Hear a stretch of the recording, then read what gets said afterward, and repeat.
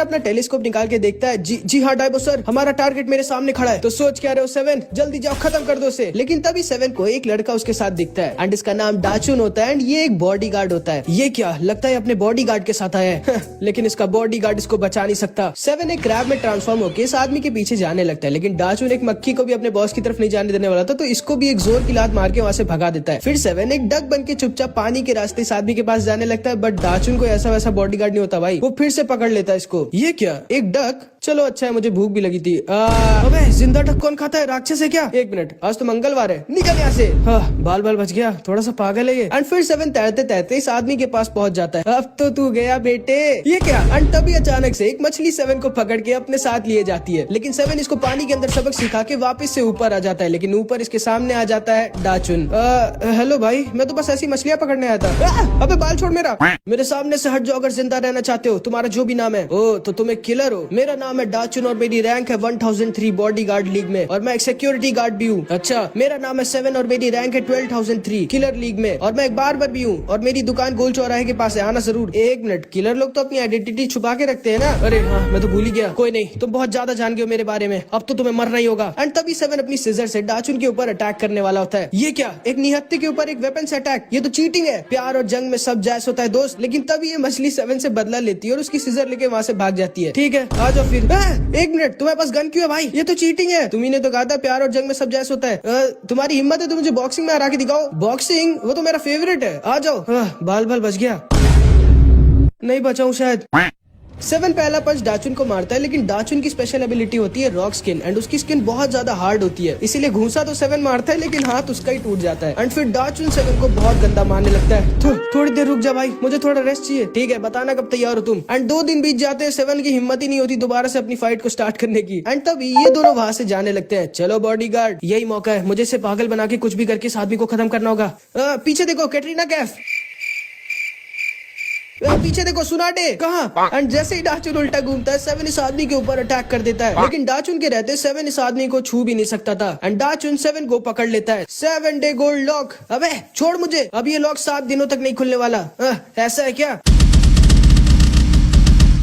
अबे एंड डाचुन मजाक नहीं कर रहा था भाई। 4 दिन बीत जाते हैं और डाचुन सेवन को छोड़ता ही नहीं। ये लोग साथ में खाते पीते नहाते सोते, और यहाँ तक कि प्लीज मुझे माफ कर दो भाई, मैं किलर की जॉब ही छोड़ दूंगा, बस तुम मुझे छोड़ दो प्लीज। माफ करना भाई, लेकिन मैं तुम्हें कई बार बता चुका हूँ, मैं 7 दिनों तक तुम्हें नहीं छोड़ सकता। अच्छा, अपने बारे में बताओ कुछ। तो तुम बॉडीगार्ड क्यों बने? क्योंकि बचपन में मैं बहुत वीक था, तो लोग मुझे बहुत ज्यादा परेशान करते थे और मेरी कोई भी हेल्प नहीं करता था, इसीलिए मैं स्ट्रॉन्ग बन के एक बॉडीगार्ड बन गया, ताकि मैं उन लोगों को प्रोटेक्ट कर सकूं जिनको जरूरत है। एक मिनट, वो क्या आ रहा है हमारी तरफ?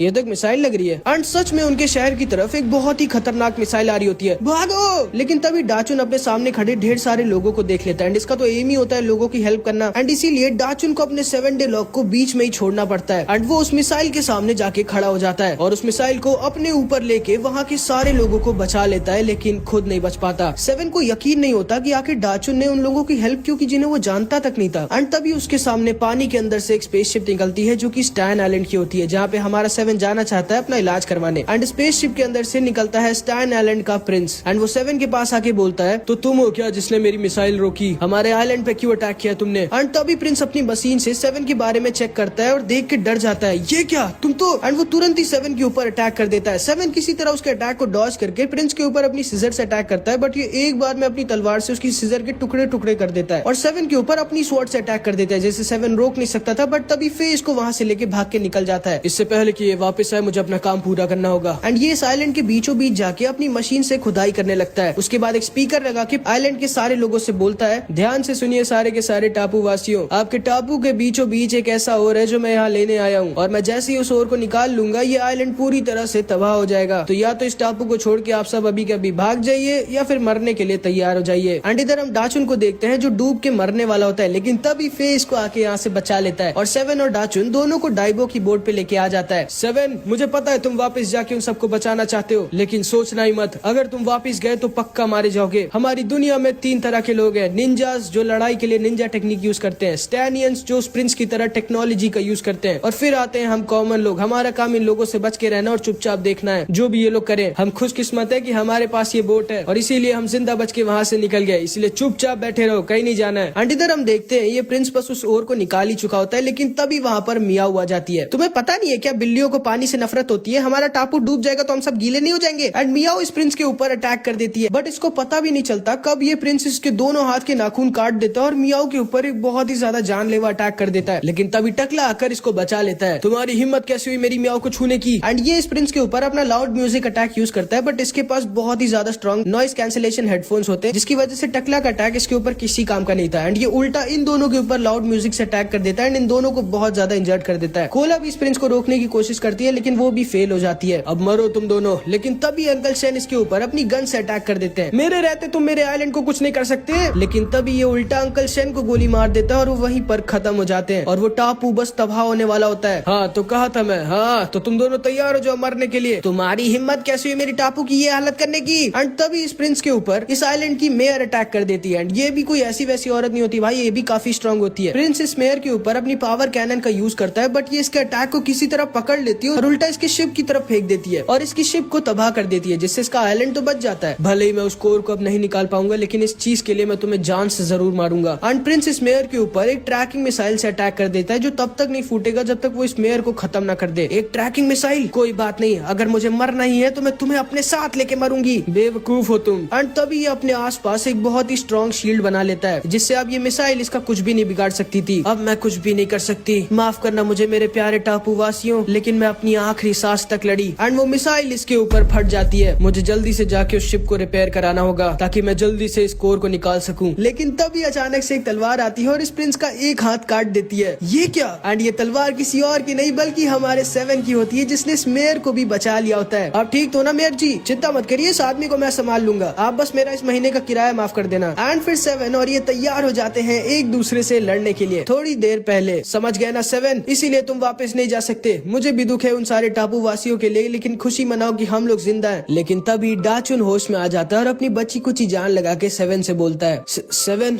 तुम एक किलर हो ना, लो मेरे पास जितने पैसे हैं मैं सब तुम्हें देता हूँ, प्लीज जाओ उस प्रिंस को खत्म करके हमारे आइलैंड को बचा लो। तुम्हें जिंदगी ने मौका दिया 7, एक किलर नहीं एक हीरो बनने का। एंड ये कह के डाचुन बेहोश हो जाता है। मैं जा रहा हूँ डाइबो सर उस प्रिंस को रोकने। पागल हो गया हो क्या 7? तुम जानते हो तुम उसको नहीं हरा सकते। हाँ मैं जानता हूँ डाइबो सर, लेकिन मैं उसे इतनी आसानी से जीतने भी नहीं दूंगा। जिसको सुनते ही डाइबो एकदम शॉक्ड रह जाते हैं, क्योंकि यही डायलॉग बचपन में उसके टीचर ने उससे कहा था। फिर हम हमारे डाइबो सर का पास देखते हैं, जो कि एक पिंजरे में ढेर सारे मुर्गों के साथ बंद होते हैं, जिन्हें इंसान खरीदते हैं, खाते हैं और यहाँ तक कि अपने मजे के लिए आपस में लड़वाते भी हैं। और जो भी चिकन फाइट में हार जाता है उसे भी ये लोग खा लेते हैं। डाइबो मैं भी चिकन फाइट में हिस्सा लेने जा रहा हूँ। क्या डाफे, आप जानते हो कि आप बुल को नहीं हरा सकते, उसको कोई नहीं हरा सकता। फिर क्यों? कल इंसानों ने फेक ही मम्मी को मार के खा लिया। मैं नहीं चाहता कि मेरे बेटे के भी साथ ऐसा हो, और अगर कल मैंने बुल को फाइट में हरा दिया तो वो लोग मेरे बेटे को मार के खाएंगे नहीं, बल्कि उसे ट्रेन करेंगे एक फाइटर चिकन बनने के लिए। इसीलिए अपने बेटे के लिए मेरे को ये फाइट जीतनी होगी। लेकिन आप उसे नहीं हरा सकते डाफे। मैं जानता हूँ डाइबो, लेकिन मैं उसे इतनी आसानी से जीतने भी नहीं दूंगा। अगले दिन डाफे और इस बुल की फाइट होती है, और भाई ये सही में मुर्गा है कि बुल है? सारे के सारे लोग बुल को सपोर्ट कर रहे होते हैं। इन दोनों की फाइट स्टार्ट हो जाती है। ठीक है मैं जानता हूँ मैं बुल को हरा नहीं सकता, मुझे बस 15 मिनट तक जिंदा रहना और फिर मैं जीत जाऊंगा। लेकिन तभी जैसे इनकी फाइट स्टार्ट होती है, बुल आते ही इसको एक ऐसा जोर का पंच मारता है कि इसकी मुंह की हड्डियां टूट जाती हैं और डाफे वहीं पर गिर जाते हैं। क्या यार, थोड़े तगड़े चिकन को लाओ मेरे सामने। लेकिन तभी डाफे फिर से किसी तरह खड़े हो जाते हैं। नहीं मैं हार नहीं सकता, मुझे जीतना होगा अपने बेटे के लिए। एंड भले ही बुल के पास पावर होती है, लेकिन डाफे के पास स्पीड होती है। वो वापस से बुल के ऊपर अटैक करते हैं एंड बुल के अटैक को डॉज करके बुल की गर्दन पर अटैक करते हैं। लेकिन उनका अटैक इतना स्ट्रॉन्ग नहीं होता कि बुल को कुछ असर पड़े।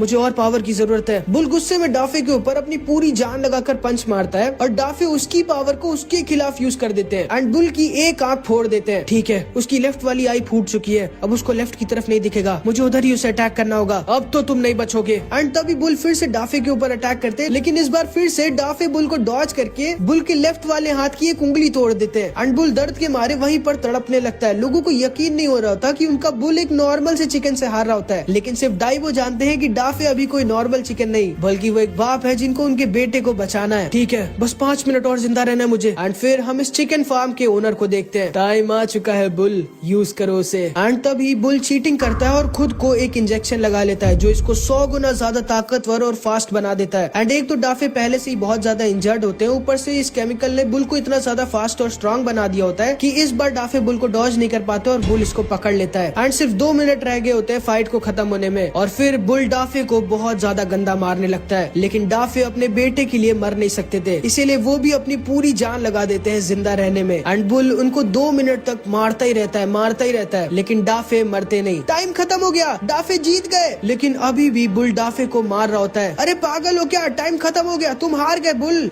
तुम्हें क्या लगता है डाइबो, इन इंसानों को इस फाइट से कुछ लेना देना है? नहीं, ये दुनिया बहुत ही मतलबी है। ये लोग बस अपने मजे के लिए हम लोगों को लड़ते हुए देखना चाहते हैं। ये फाइट तब तक नहीं खत्म होगी जब तक कोई एक चिकन मारा नहीं जाता। नहीं, ये तो चीटिंग है। लेकिन ये सारे लोग डाइबो को पकड़ लेते हैं एंड फिर बुल डाफे को तब तक मारते हैं जब तक डाफे खत्म नहीं हो जाते। एंड इसी तरह से डाइबो के टीचर और फे के पापा मारे जाते हैं, इवन दो वो उस फाइट को जीत गए होते हैं। उसके बाद ही डाइबो उसका चश्मा ले लेता है और आज तक वो उसके पास है। लेकिन हमारा डाइबो भी कोई ऐसा वैसा लूजर नहीं होता भाई, उसको लेना था अपने टीचर का बदला, तो वो भी उस चिकन फाइट में हिस्सा ले लेते हैं। सारे लोग उस पे हंस रहे होते हैं क्योंकि सबको लग रहा होता है कि डाइबो कहीं जीतेगा उससे। डाइबो पूरी रात बैठ के सोचते हैं कि आखिर मैं कैसे हराऊंगा उसको जिसको मेरे टीचर तक नहीं हरा पाए। एंड अगले दिन इन दोनों की फाइट स्टार्ट हो जाती है। एंड इस फार्म के ओनर ने बुल को सिर्फ 5 मिनट दिए होते हैं डाइबो को खत्म करने के लिए, क्योंकि डाइबो बहुत ज्यादा वीक होता है। इन दोनों की फाइट स्टार्ट होती है। डाइबो किसी तरह तो पहले बुल को डॉज करा होता है, लेकिन आखिरी में बुल इसको पकड़ लेता है। मुझे याद है जब मैं तुम्हारे टीचर को मार रहा था तब भी तुम मुझे ऐसी डरावनी आंखों से देख रहे थे, लेकिन तुम्हें समझ में नहीं आता क्या, तुम मुझे नहीं हरा सकते। एंड ये कह के बुल डाइबो को बहुत ज्यादा गंदा मारने लगता है। लेकिन डाइबो भी अपने टीचर का स्टूडेंट होता है भाई, वो तब तक नहीं हार मानने वाला था जब तक वो मर नहीं जाता। बुल उसे बार बार बहुत ज्यादा इंजर्ड कर दे रहा होता है, लेकिन डाइबो फिर से किसी तरह खड़ा हो जा रहा होता है। और देखते ही देखते 4 मिनट बीत जाते हैं। ये क्या, यकीन नहीं हो रहा मुझे इस चूजे को मारने में इतना टाइम लग रहा है। लगता है मुझे इंजेक्शन लगाना ही पड़ेगा। लेकिन जैसे ही वो अपनी पैंट में हाथ डालता है उस इंजेक्शन को निकालने के लिए, वो एकदम शॉक्ड रह जाता है। ये क्या, मेरा इंजेक्शन कहाँ गया? यही ढूंढ रहे हो ना तुम? हाँ, तुम्हें क्या लगा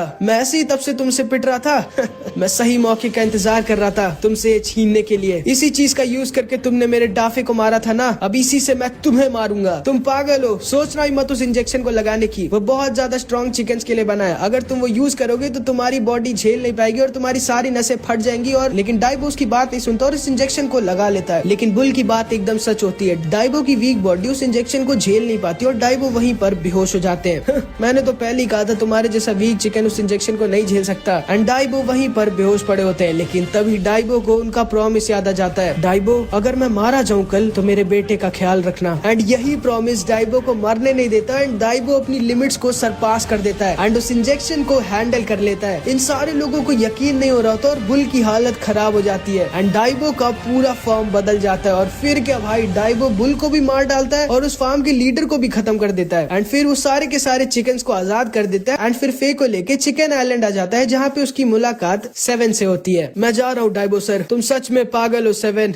ये लो, ये तुम्हारी स्वॉर्ड है और हाँ, ये शायद हमारी आखिरी बात होगी। इसीलिए मैं तुम्हें एक सच्चाई बताना चाहता हूँ 7, तुम मेरे बचपन के स्टूडेंट नहीं हो। तुम मुझे 2 साल पहले समुद्र के किनारे बहुत इंजर्ड हालत में मिले थे। तुम्हारा बचना नामुमकिन था, लेकिन वंडर डॉक्टर ने तुम्हें किसी तरह बचा लिया। तुम कोई मामूली इंसान नहीं हो सर। अरे कहा गया?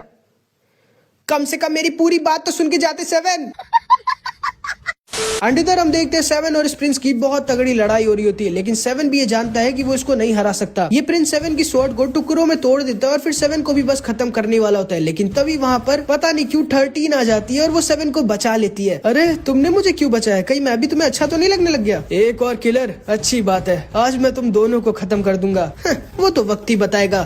एंड तभी ऊपर से फे भी वहाँ पर आ जाता है। ये क्या, ये मुर्गा इतना हैंडसम क्यों है? एंड फे अपनी पूरी जान लगाकर प्रिंस के ऊपर अटैक करता है, लेकिन प्रिंस अपनी शील्ड से बच जाता है। उसके बाद ये तीनों साथ में मिलके इसके ऊपर अटैक कर देते हैं। अगर तुम लोगों को लगता है तुम लोग साथ में मिलके मुझे हरा सकते हो तो तुम लोग बेवकूफ हो। एंड तभी ये प्रिंस गियर 2 में ट्रांसफॉर्म हो जाता है एंड अकेले ही इन तीनों को एक बार में रोक देता है और 7 को बहुत ज्यादा इंजर्ड कर देता है। यकीन नहीं होता, तुम जैसे वीकलिंग्स के लिए मेरे को गियर 2 जाना पड़ा। उसके बाद ये इन तीनों को बहुत ज्यादा इंजर्ड कर देता है। अगली बार अपनी गियर 2 में एक पैंट भी ऐड कर लेना। चुप रहो। प्रिंस 7 को खत्म करने के लिए एक फाइनल अटैक उसके ऊपर कर देता है, लेकिन 13 एक बार और आगे 7 को अपनी शील्ड से बचा लेती है। ऐसी बात है क्या? तो इसे रोक के दिखाओ फिर। एंड ये प्रिंस 13 के ऊपर अपना स्ट्रॉन्गेस्ट अटैक यूज कर देता है, जिससे ये नहीं बच सकती थी, लेकिन इस बार 7 13 को बचा लेता है और प्रिंस के अटैक को अपने ऊपर ले लेता है। तो तुम आखिरकार मारे गए। किसने कहा भाई? एंड हमारा 7 इतनी आसानी से मरने नहीं वाला था। वो इस प्रिंस को डाचुन के गोल्ड लॉक से पीछे से पकड़ लेता है। आखिर तुम मरते क्यों नहीं? मरूंगा ना, लेकिन अकेले नहीं। एंड तभी 7 अपनी पूरी कंसंट्रेशन लगाता है और अपने मैजिक से अपनी टूटी हुई सीजर के टुकड़ों को एक साथ जोड़ देता है। अब मुझे समझ में आया डाचुन, तुमने अपनी जान को सबके लिए खतरे में क्यों डाला। एंड 7 अपनी सीजर को अपनी तरफ पूरी स्पीड में बुलाने लगता है। ये लड़का इतनी एडवांस टेक्निक कैसे यूज कर सकता है? आखिर कौन है ये? मैं समझ गया डाचुन कि ये हमारी जिम्मेदारी होती है उन चीजों को प्रोटेक्ट करने की जिन्हें हम दिल से चाहते हैं। एक मिनट, ऐसे तो ये खुद भी मारा जाएगा। देखिए डाइबो सर, भले मैं एक अच्छा किलर नहीं बन पाया, लेकिन मैं एक अच्छा हीरो जरूर बन गया। नहीं 7। एंड तभी 7 अपनी सीजर को अपने और उस प्रिंस के दिल के आर पार निकाल देता है, क्योंकि ऐसे भले ही वो मारा जाएगा, लेकिन कम से कम उसने अपने पूरे आइलैंड को तो बचा लिया। एंड 7 वहीं पर अधमरा होके गिर जाता है। फिर उसे अपने मैजिक से हील करने की कोशिश करता है, लेकिन अब बहुत देर हो चुकी थी। लेकिन तभी उसके पास दोबारा से ये प्रिंस आ जाता है। हाँ, अच्छा हुआ हम स्टैनियंस अपने शरीर में 2 दिल लगा के घूमते हैं। तुम तो काफी हिम्मती निकले बच्चे। कोई बात नहीं, अब मरो तुम। एंड डाइबो उसका ध्यान भटकाने की कोशिश करता है। फिर तुम 7 को हील करते रहो। एंड अभी हमारे 7 को उसका थोड़ा बहुत पास्ट याद आ जाता है कि कैसे वो पास्ट में सिर्फ एक लड़की के लिए एक पूरी कंट्री से लड़ गया होता है। एंड दुनिया भर के सारे किलर्स उसके पीछे पड़े होते हैं उसे मारने के लिए, लेकिन ये लड़की ही 7 को धोखा दे देती है और पीछे से अपनी तलवार इसके सीने के आर पार घुसेड़ देती है। लेकिन पता नहीं कैसे 7 किसी तरह बच जाता है और फिर उसकी मुलाकात फे से होती है और वो अपनी सारी याददाश्त भूल गया होता है। तुम दोनों को भी मैं आज मार डालूंगा, प्लीज मुझे मार दो, लेकिन 7 को बचा लो। चुप रहो। लेकिन तभी 7 13 के पीछे खड़ा हो जाता है। ये कैसे हो सकता है? एंड ये प्रिंस अपनी पूरी जान लगा के 7 के ऊपर फिर से अपना अटैक यूज करता है, लेकिन इस बार 7 उसके अटैक को डायरेक्टली अपने ऊपर ले लेता है और हिलता तक नहीं भाई। ये कैसे? एंड असल में अभी हमारा पास्ट वाला 7 होश में आ गया होता है। वो अपनी टूटी हुई स्वॉर्ड को अपने पास बुलाता है और अपने मैजिक से उसके टुकड़ों को एक साथ जोड़ के दोबारा से अपनी स्वॉर्ड बना लेता है। एंड अब ये प्रिंस थोड़ा सा डर जाता है। एंड तभी 7 इसके सामने से गायब हो जाता है। कहाँ गया वो? ये प्रिंस अपने आप को बचाने के लिए अपनी चारों तरफ अपनी स्ट्रॉन्गेस्ट शील्ड को एक्टिवेट कर देता है, लेकिन 7 एक केक की तरह इसकी शील्ड के बीचों बीच अपनी तलवार घुसेड़ देता है और इस प्रिंस का एक हाथ काट देता है। प्रिंस को यकीन नहीं होता कि ये अचानक से इतना स्ट्रॉन्ग कैसे हो गया। ये बात है क्या?